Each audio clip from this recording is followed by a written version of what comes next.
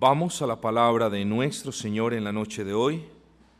Para ello les pido que vayamos a la primera carta del apóstol Pablo a los tesalonicenses, primera de Tesalonicenses, capítulo 1, versículo 3. Primera de Tesalonicenses 1:3 nos dice la gloriosa palabra del Señor: acordándonos sin cesar delante del Dios y Padre nuestro de la obra de vuestra fe, del trabajo de vuestro amor y de vuestra constancia en la esperanza en nuestro Señor Jesucristo. Vamos pues a prestar atención esta noche a estas gloriosas palabras, y como ustedes bien lo saben, es el día de hoy donde comenzamos un nuevo libro, un libro del Nuevo Testamento, llamada comúnmente las cartas del apóstol Pablo a los tesalonicenses. Sin lugar a duda alguna vamos a dar un pequeño o un breve trasfondo, hasta donde sea breve, pero en virtud de que estamos los días miércoles estudiando la palabra del Señor, haremos énfasis en ciertas cosas porque precisamente ese es el estudio bíblico. Debemos saber de dónde tomamos las enseñanzas. Así que es comúnmente atribuida al apóstol Pablo la escritura de estas cartas. De eso no hay lugar a duda alguna. Podemos ubicar la escritura de esta carta casi, no al mismo tiempo, ya lo vamos a ver en un momento, pero casi también en el segundo viaje misionero del apóstol Pablo. El día del Señor pasado hablábamos de que en el segundo viaje misionero del apóstol Pablo se escribió también la carta suya a los filipenses, también a los tesalonicenses. Ahora, ¿dónde fue escrita esta carta o desde dónde fue escrita esta carta? Bueno, esta carta podemos decir a ciencia cierta que fue escrita desde la ciudad de Corinto, es decir, cuando Pablo estaba en Corinto. Ahora, precisamente venimos al estudio bíblico. ¿Cómo nosotros lo sabemos? ¿Cómo nosotros lo podemos concluir, llegar a esta conclusión? Bueno, por medio de una simple inferencia, queridos hermanos. La Escritura es clara afirmando que Pablo, Silvano y Timoteo estaban juntos en alguna parte en el momento en el que la carta a los tesalonicenses fue redactada. Repito, Pablo, Silvano y Timoteo estaban juntos en el momento en el que la carta a los tesalonicenses fue redactada. Eso lo vemos en el versículo 1 de manera evidente, no voy a insultar su inteligencia. Pablo, Silvano y Timoteo a la iglesia de los tesalonicenses. Ahora, si eso lo determinamos, que Pablo, que Silvano y Timoteo estaban juntos, la pregunta que nos debe apremiar a continuación es: ¿en qué parte estaban estas tres personas? Mis amados, yo les pido que regresemos a Hechos de los Apóstoles, capítulo número 18. Ahí vamos a encontrar la respuesta. Hechos de los Apóstoles, capítulo 18, versículo 5. Fíjense lo que dice: y cuando Silas y Timoteo vinieron de Macedonia, Pablo estaba entregado por completo a la predicación de la palabra. Cuando Silas y Timoteo vinieron de Macedonia. Pero yo creo que ustedes se hacen la siguiente pregunta. Hechos 18:5 me habla de que Silas y Timoteo vinieron de Macedonia, pero Primera de Tesalonicenses 1:1 me habla de Silvano y Timoteo. Son las mismas personas, mis amados hermanos, absolutamente las mismas personas. Silvano es el sobrenombre o el apodo en romano o en latín de Silas, que a su vez es el arameo, es la versión aramea de Saulo. Entonces, esta persona a quien la Escritura denomina Silas es Saulo en el arameo, y el sobrenombre o el apodo en el latín o en el romano simplemente es Silvano. Estamos hablando exactamente de las mismas personas. Y de regreso, entonces, a Hechos 18, versículo 5, Silas y Timoteo vinieron de Macedonia. ¿A dónde vinieron? Es la pregunta que nos debemos hacer. El versículo 1 nos dice a dónde vinieron. Después de estas cosas, Pablo salió de Atenas y fue a Corinto. ¿Ven ustedes? Pablo estaba en Corinto. Así que Silas o Silvano y Timoteo vinieron a Corinto. La carta del apóstol Pablo a los tesalonicenses fue escrita desde la ciudad de Corinto. Ahora, nos tenemos que preguntar, ¿en qué año fue escrita? Porque para mí es fácil decirles, fue escrita en el año tal, pero sería maravilloso si nosotros comenzásemos a aprender o a deducir o a investigar un poco y a razonar, no a tragarnos entero, mis amados hermanos. Pero aquí hay un punto técnico. En el año de 1909, una piedra caliza fue descubierta y en esta piedra caliza el emperador romano Claudio hace mención de un procónsul llamado Galión, de un procónsul, de un delegado del Imperio Romano llamado Galión. Este delegado del Imperio Romano era delegado en la región de Acaya, donde estaba la iglesia de Corinto. Ahora, en esta piedra caliza descubierta en el año 1909, este emperador Claudio hace mención de que entre el año 51 y 53, él había designado para que gobernase o para que fuese su enviado en esta región a esta persona llamada Galión. Ahora, ¿dónde nosotros encontramos el nombre de Galión en la Escritura? Sencillo, vamos a Hechos capítulo 18, versículo número 12. Dice, pero siendo Galión procónsul de Acaya, fíjense ustedes, pero siendo Galión procónsul de Acaya, Acaya era la región donde estaban los corintios, los judíos se levantaron de común acuerdo contra Pablo. Así que, mis amados hermanos, tomando esta referencia histórica, tomando esta referencia de aquella piedra caliza, podemos deducir con plena certeza, o al menos con cierto o con elevado grado de convicción, que la carta del apóstol Pablo a los tesalonicenses, 1, fue escrita cuando el apóstol Pablo estaba en la ciudad de Corinto, y 2, fue escrita entre los años 51 y 53. Ahora, hablemos un poco de la iglesia que estaba en Tesalónica. Esto también seguimos a manera de trasfondo. Pablo dice, primera de Tesalonicenses 1:1, Pablo, Silvano y Timoteo al conjunto, iglesia, al conjunto de redimidos por la sangre del Cordero que se reunía en la ciudad de Tesalónica. Amados, Tesalónica era una ciudad de suma importancia. Era una de las 3 ciudades más importantes de la región de Macedonia. Yo les recuerdo que habían otras varias ciudades de las cuales estoy seguro ustedes ya están familiarizados. Recuerden que una de ellas fue Filipos, y de hecho lo decíamos el domingo pasado, fue la primera región en Europa que escuchó el Evangelio. Filipos fue la primera región en Europa donde se proclamó el Evangelio. Luego de Filipos, también ustedes recordarán a Berea, sin lugar a duda alguna. Ustedes sabrán o se recordarán de aquellos bereanos diligentes, dice la Escritura, y que eran más nobles que los de Tesalónica. Entonces, amados hermanos, esta región de Macedonia no era una ciudad como tal, sino que era una provincia, era un área donde estaban las iglesias, una vez más, de los filipenses, donde estaba la iglesia, las personas, los bereanos, y donde estaban los tesalonicenses.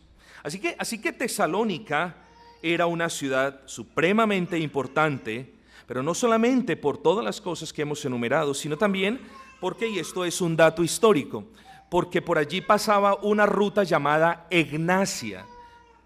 Esto, mis amados hermanos, ustedes dirán, pero el pastor, ¿por qué está hablando esto? Bueno, porque el punto es que la iglesia en Tesalónica no estaba en un caserío, ni era una ciudad supremamente importante, tan importante como la ciudad de Corinto. Bueno, quizás no tanto, pero sí era de suma importancia. Este camino muy famoso llamado la Vía Egnacia era un camino que fue construido por los romanos para comunicar lo que hoy se conoce como Estambul hasta Roma. Bueno, había que pasar el mar y por supuesto no hay camino, pero ese era el objetivo de la Vía Egnacia. Por esta vía se transportaban los los pelotones militares. Por esta vía se comerciaba en gran manera y por esta vía también algún día transitó el apóstol Pablo. Así que, mis amados hermanos, Tesalónica era una ciudad bastante importante. Dicen que tenía más o menos 200,000 habitantes, en su mayoría griegos, con algunos judíos y por supuesto romanos. Y el punto, una vez más, queridos hermanos, era muy importante para Pablo la obra allí en Tesalónica. Ahora, si ustedes me piden, mis amados hermanos, y esto a manera de resumen o de trasfondo breve, si ustedes me piden resumir el ministerio del apóstol Pablo en Tesalónica, diríamos que fue supremamente corto.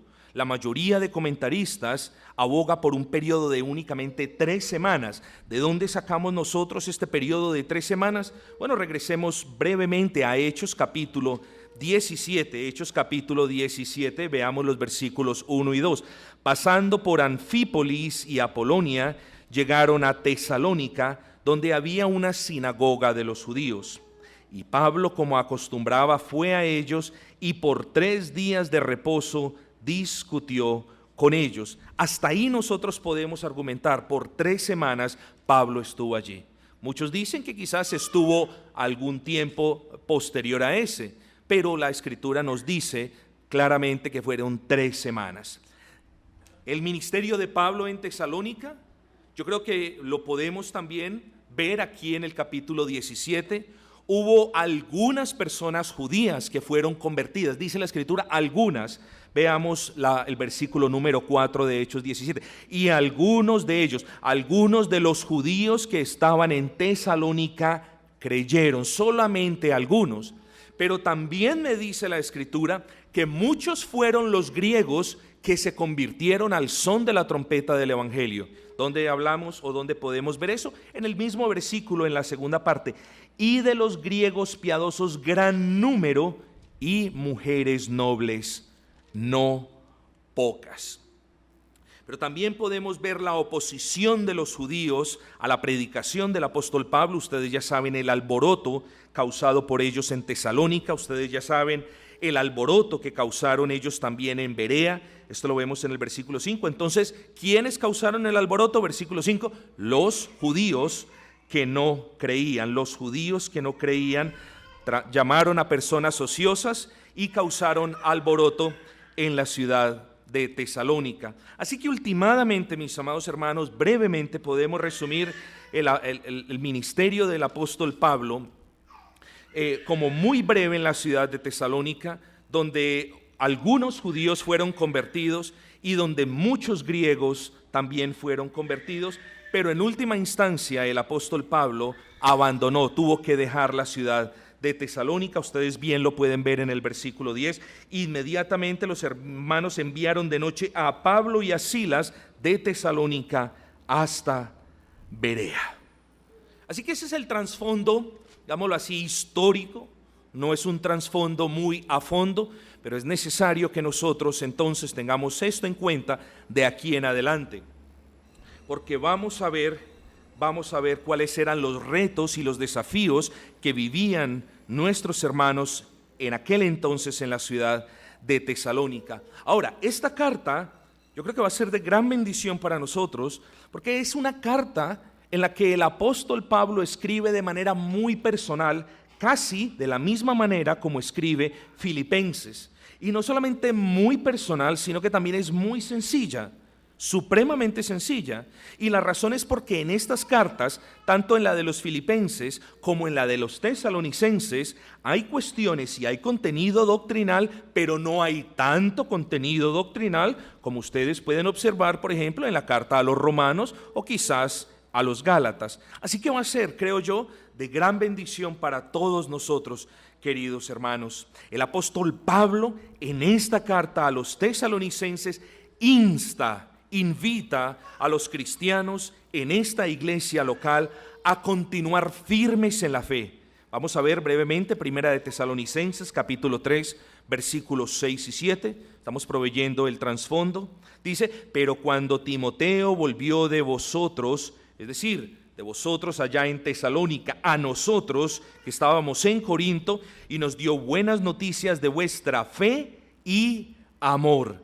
Pablo los estaba exhortando, queridos hermanos. El testimonio de los tesalonicenses era claro, era evidente, era un testimonio producto de la fe salvadora que por gracia el Señor había concedido. Así que vamos a ver en esta carta también una y otra vez el corazón agradecido del apóstol Pablo por la fe que Dios les había concedido a los hermanos en Tesalónica. También el apóstol Pablo les insta a perseverar en la santificación. Primera de Tesalonicenses 4:7 me dice: pues no nos ha llamado Dios a inmundicia, sino a santificación. Esta aclaración viene producto quizás de un deseo que tenía el apóstol Pablo de advertir a aquellos hermanos en Tesalónica de que se guardaran de la inmoralidad y de los pecados sexuales. Así que aquí en los tesalonicenses vamos a ver gran gozo del apóstol Pablo por la firme fe de los tesalonicenses, y vamos a ver cómo el apóstol Pablo deja en claro o les insta a estos hermanos a perseverar en la santificación. Pero también, queridos hermanos, hay una advertencia del apóstol Pablo. No les voy a citar ningún versículo, lo voy a dejar para otros sermones, donde Pablo insta a los tesalonicenses a ser imitadores de él. Pablo trabajaba en su oficio haciendo tiendas de campaña, pero habían algunos hermanos en la iglesia de Tesalónica que eran unos holgazanes y querían vivir del trabajo de los demás, no querían trabajar, y el apóstol Pablo les reprende duramente porque esta conducta holgazana, es decir, de vivir del trabajo de otros, del sustento de otros, es una conducta totalmente anticristiana. En el mundo lo llamamos conchudo, sí, muy bien, pero la Escritura nos dice es una conducta totalmente anticristiana, y es anticristiana, y lo vamos a ver porque cada creyente debe tener su trabajo. Dice la Escritura: el que no trabaja, que no coma. Así que aquellos que estaban holgazaneando o que estaban, digámoslo así, de arrimados, exagerando del abuso de la nobleza de estos hermanos en Tesalónica, son reprendidos firmemente. Pero mis amados, vamos a ver en este estudio de primera y segunda de Tesalonicenses, vamos a ver también cuestiones de índole escatológico. Cuando estábamos estudiando el capítulo 25 de Mateo, cuando estábamos estudiando la escatología, que por cierto tardamos 5 días del Señor viendo estos puntos escatológicos, hablamos e hicimos referencia a algunos puntos de primera y segunda de Tesalonicenses. ¿Qué es lo que pasaba? Bueno, en Tesalónica, la iglesia local, los hermanos estaban de alguna manera angustiados por una razón. Porque ellos sabían de que el Señor venía. Ese no era el problema.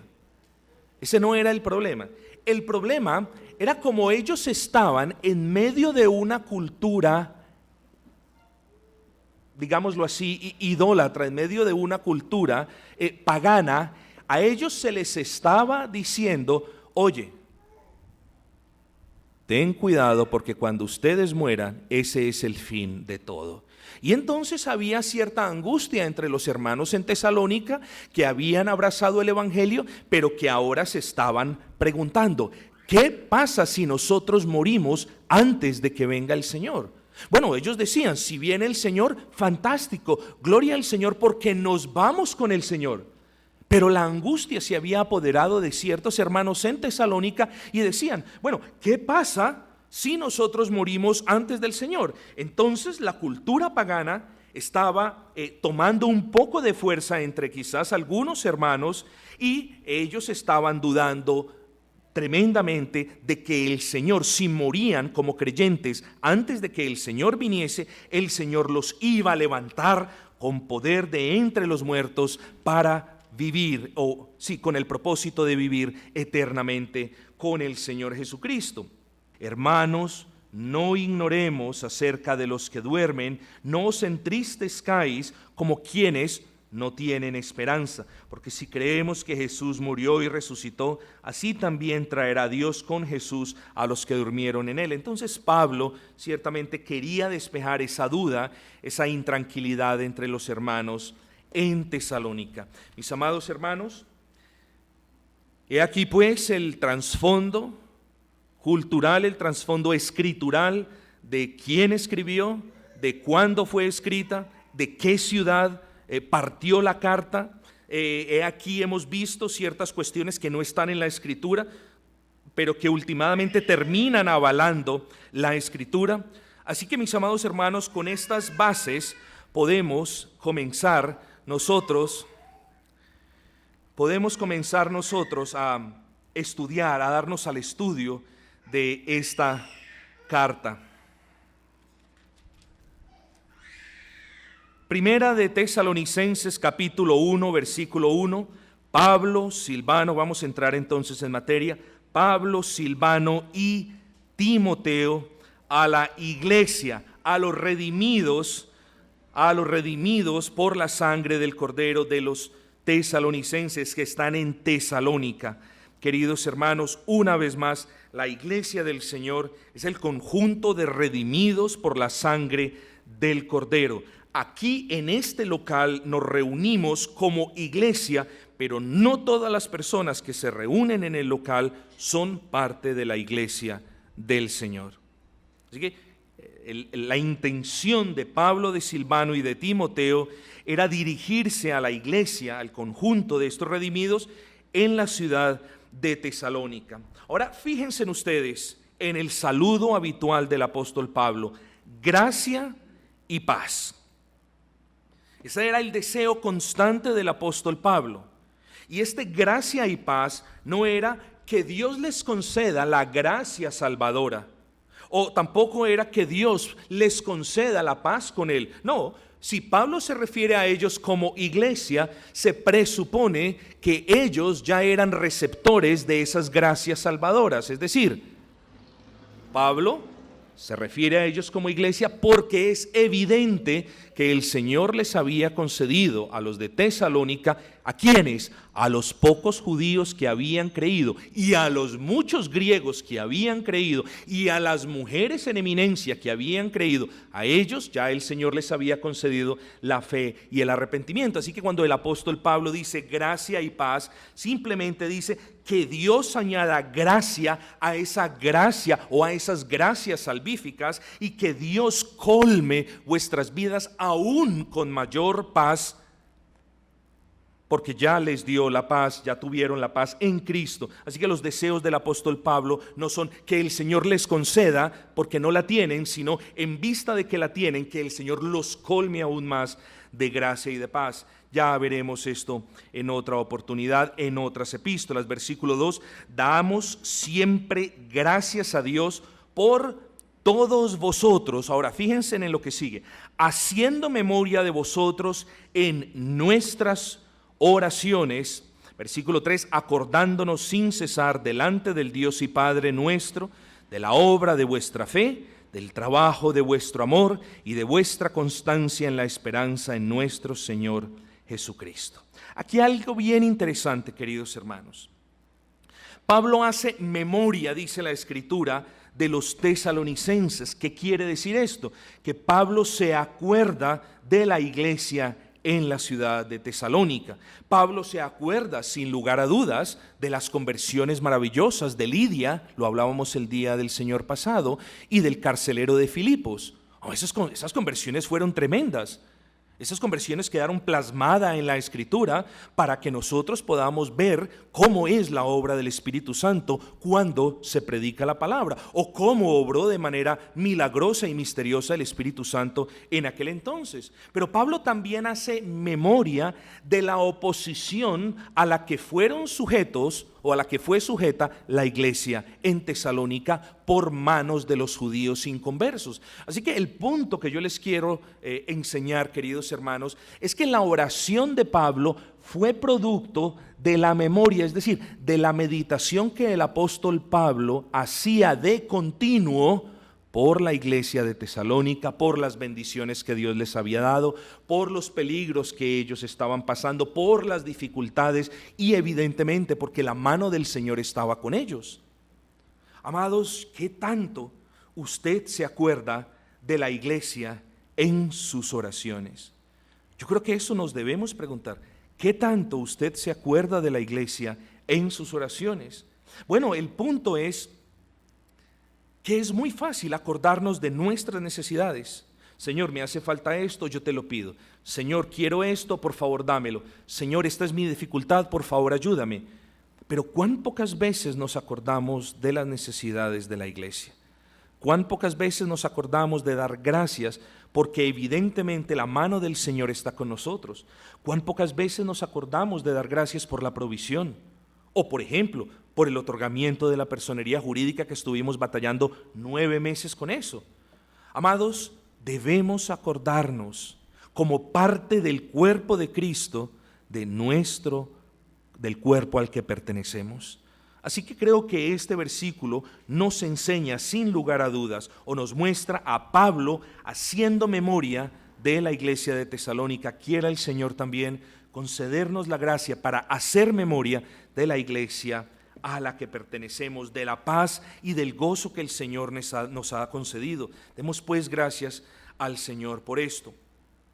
Pero mis amados, el punto a donde quiero llevarlos es sin lugar a dudas, no solo que dice la Escritura, siempre dice en el versículo 2, siempre damos gracias a Dios por vosotros. No solamente de aquí aprendemos que siempre estaban orando, intercediendo por la iglesia de Tesalónica, sino que era evidente que tanto Pablo como Timoteo y como Silas se acordaban de 3 aspectos específicos de la iglesia de Tesalónica. ¿Cuáles eran esos aspectos? ¿Cuáles eran esas cosas que ellos no podían olvidar de los tesalonicenses? Miremos el versículo 2. Versículo 3, acordándonos sin cesar delante del Dios y Padre nuestro, 1, de la obra de vuestra fe, 2, del trabajo de vuestro amor, y 3, de vuestra constancia en la esperanza en nuestro Señor Jesucristo. Estas 3 cosas movían de continuo a Pablo, a Silvano o a Silas y a Timoteo a orar delante del Señor. Así que yo creo que es menester que nosotros nos detengamos en este tercer versículo para analizar punto por punto a qué se refiere el apóstol Pablo. Lo primero, las obras o la obra de vuestra fe. Eso es lo primero, la obra de vuestra fe. La fe salvadora de los tesalonicenses, queridos hermanos, era el motor donde se producían sus obras. O puesto de otra manera, las obras de los miembros de la iglesia de la ciudad de Tesalónica evidenciaban la existencia de la fe salvadora. ¿Ven el punto? Antes de que haya una obra en fe, se requiere que haya fe. Y la Escritura bien nos dice que la fe es un don de Dios. Por lo tanto, a la conclusión que nosotros naturalmente debemos llegar es que las obras en fe, en otras palabras, las obras que le agradan a Dios, son producto no de la carne, no de la iniciativa suya, no del buen sentimiento que usted quiera, sino que últimamente son producto de las gracias de Dios obrando en sus corazones. Es decir, para que una iglesia haga las cosas que Dios ordena, se necesita que sus miembros tengan por la gracia de Dios la fe. ¿Por qué? Porque todo lo que no procede de la fe no es acepto delante del Señor, mis amados hermanos. Pero de las obras de la fe, de esas obras de las que se acuerdan Pablo, Silvano y Timoteo, podemos decir varias cosas. Lo primero, como ya lo dijimos, es que son obras que ocurren después de haber recibido la palabra del Señor y no antes. Por eso nosotros, cuando nos enfrentemos en una conversación a una persona que diga, yo no soy malo, yo soy bueno, soy buen vecino, soy buena madre, soy buen esposo, no le hago mal a nadie, aquí es cuando nosotros debemos tener en claro que las obras preceden, mis amados, que las obras son producto de la fe salvadora. Es decir, que si Dios no le ha concedido a esa persona la fe en el Señor Jesucristo, ninguna de las cosas que esa persona haga son aceptas delante de Dios. Primera de Tesalonicenses 1:6, está un versículo, unos versículos más abajo. Y vosotros, miren, y vosotros vinisteis a ser imitadores de nosotros, recibiendo la palabra en medio de gran tribulación. ¿Ven el punto? Primero recibieron la palabra y luego pudieron ser imitadores de Dios. Nadie, mis amados hermanos, nadie puede imitar el ejemplo de Pablo o el ejemplo de alguno de los siervos del Señor sin que haya escuchado y creído en la palabra de Dios. Repito porque es muy importante. No podemos ser imitadores del Dios Altísimo sin haber escuchado y creído la palabra de Dios. Y vosotros vinisteis, es decir, antes no eran, pero vosotros vinisteis a ser imitadores de nosotros y del Señor mismo, habiendo recibido la palabra de Dios en medio de gran tribulación. Mis amados hermanos, nosotros debemos ser movidos por el Santo Espíritu del Dios vivo a ser imitadores suyos, pero jamás lo seremos, hermanos queridos, si el Señor no obra en nosotros. Y esa es la respuesta del por qué algunas personas profesan la fe cristiana, pero no viven como Cristo vivió, porque el Señor aún no ha obrado en sus corazones, porque el Señor aún no les ha concedido fe a sus almas. Primera de Tesalonicenses 2:13, les pido que me acompañen. Por lo cual también nosotros sin cesar damos gracias a Dios de que cuando recibisteis la palabra de Dios que oísteis de nosotros, la recibisteis no como palabra de hombres, sino según es en verdad la palabra de Dios, la cual actúa en vosotros los creyentes. Actúa por la gracia y la misericordia de nuestro bendito Señor. El punto que yo quiero resaltar en este preciso instante es: Dios no actúa de manera mágica o mística, Dios actúa por medio de su bendita palabra. Pero de las obras de la fe, y apenas estamos en el primer punto, de las obras de la fe también podemos decir una segunda cosa. Las obras, esto es muy importante, entonces, primero viene la fe en la palabra y después yo obro o usted obra conforme la palabra del Señor. La segunda cosa que podemos decir del primer aspecto que Pablo, Silas y Timoteo se acordaban en las oraciones delante de Dios, la segunda cosa que podemos mencionar es esta: las obras de la iglesia de Tesalónica no mostraban una nueva iglesia que quería nuevas prácticas, sino, y esto es muy importante en los días en los que vivimos, mis amados, sino que mostraba una iglesia que quería parecerse más y más a aquellas que le precedían en tiempo y en fidelidad. Muy importante, ya se los voy a probar en la palabra. Es decir, cuando los tesalonicenses escucharon, recibieron la palabra, esta iglesia tuvo el deseo no de traer nuevas cosas a la iglesia, no de implementar cosas diferentes porque les parecía, no, tuvieron el firme deseo de ser imitadores de otras iglesias fieles a Cristo. Y es muy importante que nosotros tengamos esto en cuenta, mis amados hermanos, porque ahora las iglesias quieren innovar y cada vez que están innovando, todos los días se parecen menos y menos a las iglesias fieles en Cristo. Pero miren lo que dice la Escritura en este aspecto. Vamos a leer Primera de Tesalonicenses capítulo 2 versículo 14. Porque otra vez la palabra vinisteis, porque vosotros, hermanos, vinisteis a ser imitadores de las iglesias de Dios en Cristo. ¿Vieron el punto? Porque vosotros, hermanos, vinisteis a ser imitadores de las iglesias de Dios en Cristo Jesús que están en Judea. Así que, mis amados hermanos, ¿cuál es la obra? Que los de la iglesia de Tesalónica estaban imitando las iglesias fieles que les precedían en madurez y en testimonio. La prueba está en que el apóstol Pablo hace una buena mención de las iglesias en Cristo que estaban en Judea. Y el apóstol Pablo dice: pero gracias doy a Dios, y por eso oro en agradecimiento de que vosotros, después de haber recibido la palabra de verdad, fuisteis y buscasteis ser imitadores de las iglesias fieles de Cristo que están en Judea. Amados hermanos, las obras de la fe a las que hace referencia la Escritura, más precisamente el autor inspirado, Pablo, hacen o nos muestran claramente que debemos, a manera de aplicación, reflexionar en dos aspectos. Primero, hay personas en las iglesias que no son salvas y que parece que hacen cosas de personas salvas. Espero que me entiendan.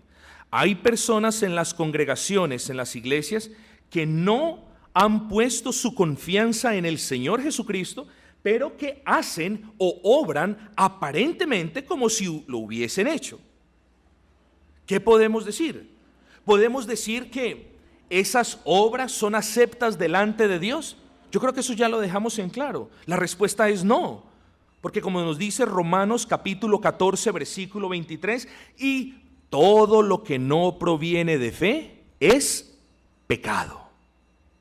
Así que, querido amigo, si tú no has puesto la confianza en tu Señor Jesucristo, si tú no has creído que Él es el Dios eterno, que tomó forma de hombre para llevar tus pecados en la cruz, si no has creído las promesas del Evangelio, si no has abrazado las promesas de perdón de pecado, de paz con el Dios Altísimo y de reconciliación con el Creador, no importa lo que hagas, tus obras no cuentan para nada, para nada. Ahora, ese es uno de los casos. El siguiente caso es similar. Hay personas en las iglesias que sí son salvas, que son personas convertidas, pero que no hacen nada en la iglesia del Señor. ¿Ven el punto? Hay personas en las iglesias que no son salvas y hacen cosas para el Señor. Y hay personas en las iglesias que sí son salvas y parecen no hacer nada para el Señor. ¿Tendremos razón o la Escritura nos provee razones para dudar acerca de sus conversiones? ¿Ustedes qué creen? Claro que sí, sin lugar a duda, mis amados hermanos. Si hacemos un estudio de Santiago capítulo 2, la Escritura claramente me dice, o nos dice por medio del autor inspirado: muéstrame tu fe sin obras. Es decir, es imposible que tú me digas que tienes fe si es que yo no veo tu manera de obrar, si es que yo no veo tu manera de actuar. Y ese es el punto de los profesantes, mis amados hermanos. Los profesantes son aquellas personas que están reunidas con la iglesia, que dicen: sí, yo creo en Cristo, pero que no se les ve absolutamente ninguna marca de gracia. No sienten dolor cuando la iglesia tiene dolor. No agradecen cuando la iglesia es bendecida por el Señor. Ni siquiera tienen comunión con la iglesia, mis amados hermanos. Muéstrame, dice Santiago, muéstrame tu fe sin tus obras. A ver, si eres capaz, si es que eres capaz, muéstrame de la fe de la que habla tu boca por medio de tus obras. Y es como si hubiese una respuesta implícita. Bueno, no la puedo ver, porque es que no haces absolutamente nada que sea reflejo o producto de la fe salvadora. Y procede Santiago a decir: y yo te mostraré mi fe por mis obras. Aquí no estamos hablando de salvación por obras, mis amados hermanos. Estamos diciendo lo que dijimos hace un instante, que el producto, la consecuencia natural de una fe salvadora es que hayan obras de fe, que es el primer punto del cual Pablo, Silas y Timoteo se acuerdan delante del Señor. Pero el segundo punto, queridos hermanos, regresemos a Primera de Tesalonicenses 1:3, acordándoos sin cesar delante del Dios y Padre nuestro de la obra de vuestra fe, del trabajo de vuestro amor. Es decir, del servicio que venía, del servicio que ofrecían a Dios los tesalonicenses como resultado de su amor por Dios. Y de esto podríamos hablar largo y tendido, pero no quiero extenderme, sino solamente decir lo que es esencial. Querido amigo, no puedes amar a Dios si Él no te ha amado primero. Habiendo partido de esa premisa, no puedes servir en amor a Dios si Dios no te ha salvado. Para todos ustedes, quienes dicen amar a Dios, yo quiero recordarles en el amor del Señor que cuando el cristiano en verdad ama a Dios, cuando la persona en verdad ama a Dios, busca servirle. La vida del creyente no es acerca de saciar los deseos que el creyente tiene, sino de obedecer a su Dios. Así que el trabajo del amor, el servicio resultante del amor que ellos tenían por Dios, siempre lleva al creyente a servir a Dios. Pero ¿cuál es el punto? Que hay muchas personas que dicen, no, es que yo sirvo a Dios. Amados hermanos, volvemos al punto que ahorita mencionábamos de Santiago. La manera de servir a Dios es como está estipulado en la Escritura. Y la primera manera de servir al Señor, además del servicio que tú le rindes de manera privada en tu casa, es sirviéndole en la iglesia, conforme los parámetros que el Señor nos ha dado. Así que el punto es este, mis amados hermanos.